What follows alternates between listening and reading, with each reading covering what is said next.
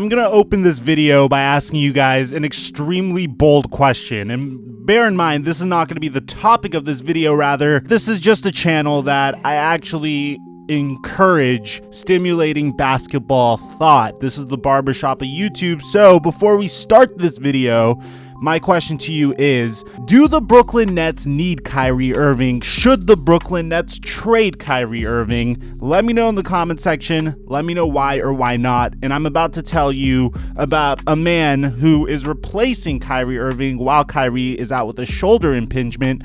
And that man is Spencer Dinwiddie. And if you know who Spencer Dinwiddie is, probably in the past you've seen him come up on some website about him trying to convert his entire contract into a cryptocurrency investment. And that's pretty much all I knew about Spencer Dinwiddie. That, and he used to have a really cool looking afro, so I really mess with that. But this year, he's completely changed the narrative surrounding him. And I'm going to tell you about how much this guy has developed since coming into Brooklyn and what I think the reason is for his development.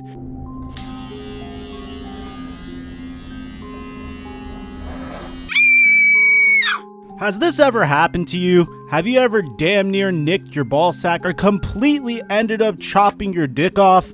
Well, there's a company here that's sole mission is to prevent this from ever happening again, and they are called Manscape. Manscape designed a perfect shaver to ensure that you never nick your balls again, called the Lawnmower 2.0. And as you can see, it's also waterproof, and you could use it on other areas other than just your balls.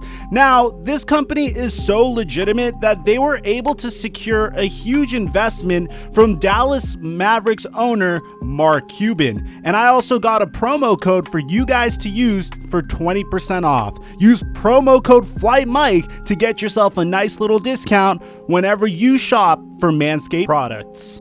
When he came to Brooklyn in the 2016-17 season, he would only average 22.6 minutes per game. He would average 7.3 points per game, 3 assists per game, and shoot 44% from the field. The year after, his field goal percentage would regress to a 39%, but he would average 12.6 points per game, and his assists per game bumped up to 6.6 assists per game in 28.8 minutes per game. Now, last year, we saw him once again improve significantly. This time, he didn't see his minutes go up at all. His minutes actually went down a little bit to 28.1 minutes per game, but his field goal percentage went up to 44%. He would average 17 points per game and dish out 4.6 assists per game. Now this year, once again, his minutes didn't change much. Kyrie Irving was signed to be the focal point of this offense. The only difference is he has started games now.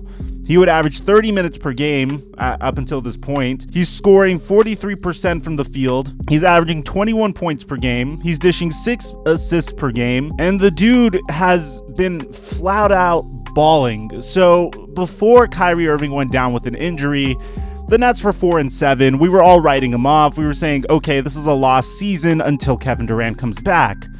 But Kyrie Irving goes down with an injury, and Spencer Dinwiddie, ever since then, took over the reins for the Brooklyn Nets. And as a result, the Nets have been 9-3 in their last 12 games when it was just Spencer Dinwiddie running the show without Kyrie Irving.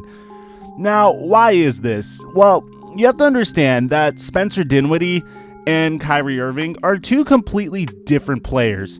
Kyrie Irving is a player that has achieved some success in his career. On top of that, he's not only has he won a championship, he's been to the finals several times. He's been a focal point of a team with the Boston Celtics. The way you coach Kyrie Irving, a player who's been an all-star multiple times, is a little bit different than the way you would coach a guy like Spencer Dinwiddie. And the reason I'm saying that is you have to understand Spencer Dinwiddie is a player that wasn't drafted number 1 overall in the 2011 draft. Rather, he was drafted 38th overall in the 2014 NBA draft. When you're a second round pick, there's a huge chance that you may not make it to the NBA, and you must do what you're told. You must do what your coaches and your teammates expect of you if you want to experience success in the NBA.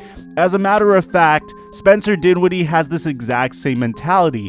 When he was asked about his recent success and how he's going to feel about the fact that he's going to get demoted to being a 6th man off of the bench once Kyrie Irving returns, he said, if you don't roll with it, you will be out of the league. You don't have a choice. I could be out here tripping and I'll be gone. If you roll with it, we figure it out and I get to stay. And sometimes every so often, I'll have like a big game. He's been having plenty of those recently. He is currently making an all-star case for himself, but he also has this unique ability to do pretty much what I like to say, what Terry Rozier did, except in a different way recently.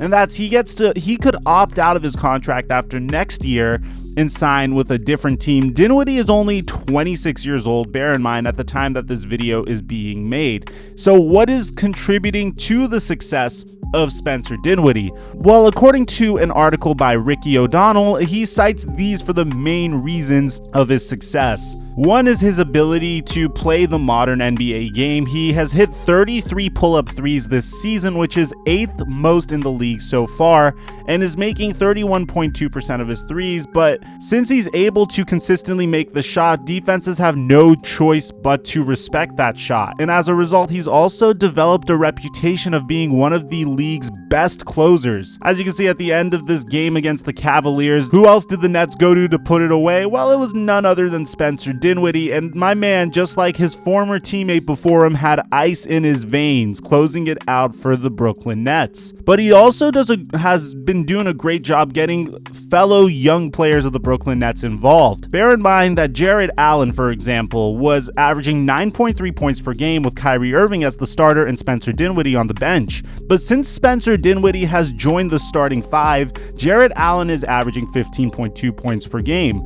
The two are really close off the court. Apparently they have this connection over technology, and Dinwiddie's very into cryptocurrency and blockchain technology. They both drive the same exact Tesla Model X. Their lockers are nearby each other, so it's only a matter of time before that off-court chemistry results in an on-court chemistry. It's very similar to the relationship Alex Caruso has with LeBron James. And as a result, we're seeing great numbers from another young piece of the Brooklyn Nets, which I have to say, man, this Dinwiddie and Jarrett Allen connection is significantly more important than any relationship Kyrie Irving and Kevin Durant will have, because once Kyrie Irving and Kevin Durant come back, they're going to be amazing. They're going to ball out. Unless if some terrible chemistry thing happens, more likely than not, you're going to see great basketball from Kyrie and KD. But if you could also get Jarrett Allen averaging 15.2 points per game and have him going as well because of his great potential on both ends of the court, then you just boosted your team's overall scoring potential. So far, Dinwiddie and Jarrett Allen have connected for assists 31 times, which is number 7 of any duo in the league. So they're not exactly Anthony Davis and LeBron James, but the fact that they're in the top 10 in that category in of itself is very good news, especially given how young they are. So what's going to happen once Kyrie Irving comes back? Well, let's just be very realistic. There is no chance that the Nets will trade their brand new star. Although in hindsight, if you really want to be that guy, you could say, all right, maybe the Nets didn't need to go out and get Kyrie Irving, but you could also make the argument that Kyrie Irving and Kevin Durant and DeAndre Jordan were all a package deal. But the unspoken truth is, right now, the Nets are significantly better with Spencer Dinwiddie as the lead offensive initiator instead of Kyrie Irving, who has so far a negative 1.4 net rating so far.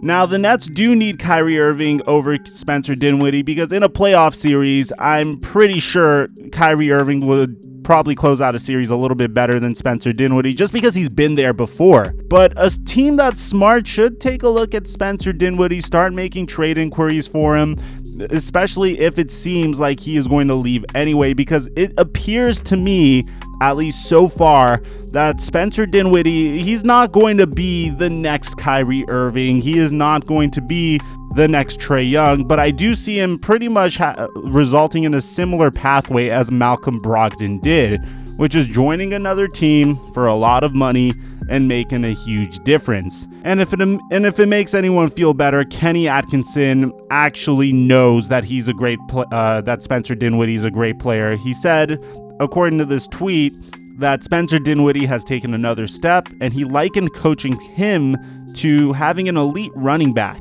You can just pitch it to him and he can go get a bucket. When he gets downhill, he's basically unstoppable.